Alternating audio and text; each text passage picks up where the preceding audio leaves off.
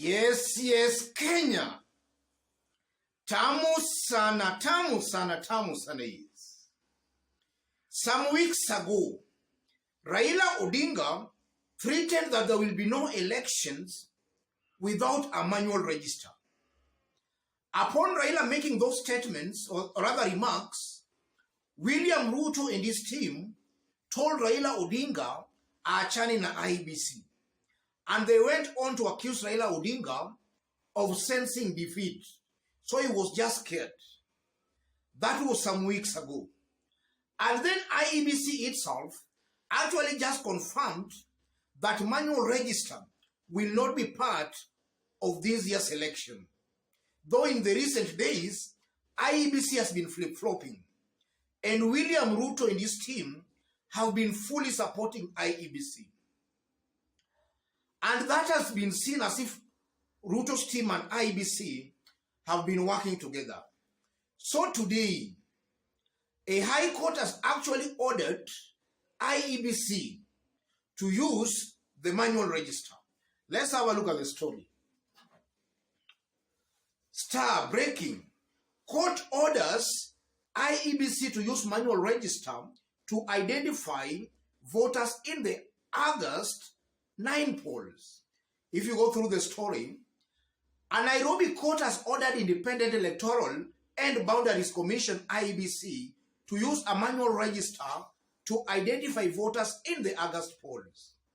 Justice Mugure Thande quashed the letter that IEBC wrote to Azimio, saying they will only use KIEMS kits to identify voters. The court has found that the impunged decision of the commission to abandon the printed register violates the clear provisions of the Constitution, which provides that where an electronic voter identification device fails, then such voter would be identified using a printed register. From that story, IEBC has now been ordered and forced to use manual register. Besides biometric identification of voters, manual register will also be used. So in this video, I want us to dig deep to see what that means politically and what it's telling us about Wafula Chebukati's IEBC, now that there have been some speculations that Wafula Chebukati might be working deliberately to create some loopholes that can be used in court to nullify this year's presidential elections. That's what I want us to find out in this video. In case you are watching us for the very first time, subscribe, give this video a like.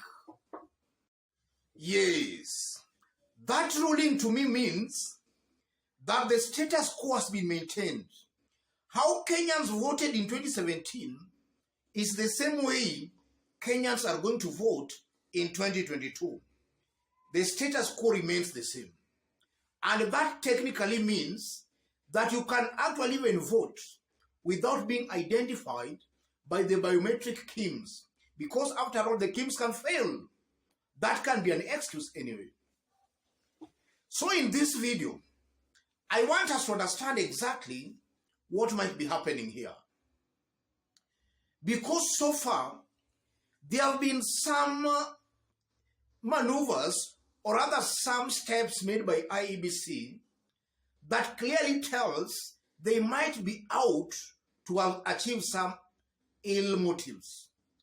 And I'm saying that because just recently, when the presidential ballot papers arrived, it was confirmed that IEBC printed 2 sets of Form 34A, labeled 1 of 2 and 2 of 2. But IEBC never printed Form 34B. But according to the law, rather if you look at the law, it's clear that there has to be Form 34A, Form 34B, and then Form 34C. Form 34A relates results electronically to the constituency tallying center, after which the returning officer actually records those results in Form 34B, then relays them electronically to National Tallying Center. IEBC never printed that form 34B. And in their defense, they claim that form 34B would be generated automatically from form 34A. And then later, they made an about-turn and said they were now going to print form 34B. That was after Raila's team actually raised such kind of issues and complained. So that was an instance that was seen as IEBC was trying to leave a loophole that could be used to challenge the validity of this year's presidential elections. And now this issue of a manual register, as the court puts it, that it's clear in the provision, or rather in the constitution, that manual register has to be there, IEBC was insisting that manual register would not be there. So you can now see again that was IEBC might have been cleverly trying to leave a loophole there for the validity of this year's presidential elections to be challenged. What does that mean, ladies and gentlemen? Because those are just but a few examples I've just given. What does that mean, ladies and gentlemen? I think those instances just reinforces the notion that indeed IEBC might have up to some ill motives. And it has widely been believed and rumored that IEBC wanted to rig this year's elections for William Ruto. But now sensing that it will be an impossible mission, IEBC wanted to create some loopholes that could allow this year's presidential elections to be nullified in order to give William Ruto another fighting chance. And I'm saying a fighting chance because if you look at, let's even assume there is no rigging, let's assume it's a free, fair election, it's almost certain and very clear Ruto's chances of beating Raila Odinga are almost zero, are almost nil. And I'm saying that basing my argument on science, statistics that have been done, all indicating Raila ahead of William Ruto. In fact, the recent surveys are showing Raila has opened a very clear lead against William Ruto.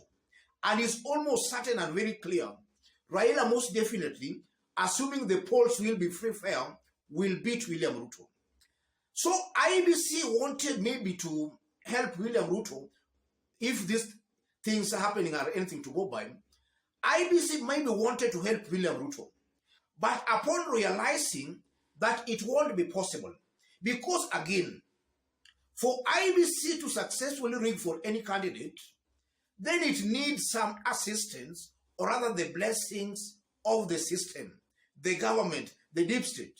But the deep state and IEBC seems to be on opposite sides. So it technically means IEBC, even if they wanted to rig for somebody, they cannot successfully achieve that mission. So their only way is to create some loopholes that can enable the results to be nullified. That's the kind of a game plan I'm seeing basing my arguments on those events and maneuvers, behaviors by IEBC. And now that the High Court of Kenya has just ordered IEBC for the manual register also to be part of the voting, I tend to believe that's a loophole that maybe IEBC wanted to use to maybe give William Ruto another fighting chance. I tend to believe that mission has now been stopped. Wafula Chebukati, if he had got such kind of a mission, it has been blocked. And that technically means that William Ruto's plan, again, has just backfired here. And also, if you look at Raila's team, I tend to believe Raila's team this time around, they are very, very keen on the processes. Because in 2017 elections, what made the elections actually get nullified, we were told it was because of some irregularities as a result of the processes. So I'm seeing a Raila's team that are very, very keen to make sure IEBC follows the right procedure. And Raila's team seems to be very keen because they know this is their election to win. They know this is an election, most likely they are going to win. They don't want any form of irregularity that can lead to their win, or rather their electoral win being nullified. That's exactly what I'm seeing here. And this moves by the court, by Raila's team to make IBC actually print Form 34B, just shows and proves it to me that all those loopholes by IBC and maybe William Ruto, I'm saying maybe because it's not confirmed, those plans or other schemes have just been thwarted.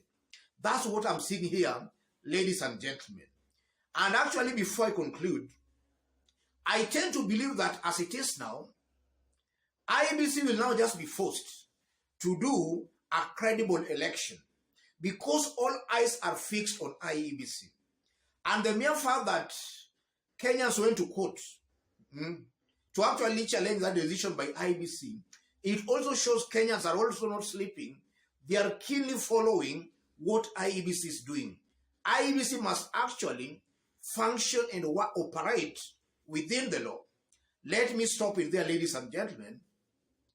But be prepared, rather, make sure you subscribe for our next analysis. For I'm working on a video on Aden Duale. Aden Duale was seriously embarrassed today in Garissa as he was campaigning. Residents of Garissa were telling him, Maliza Wende. Make sure you subscribe for that analysis. God bless you. God bless Kenya.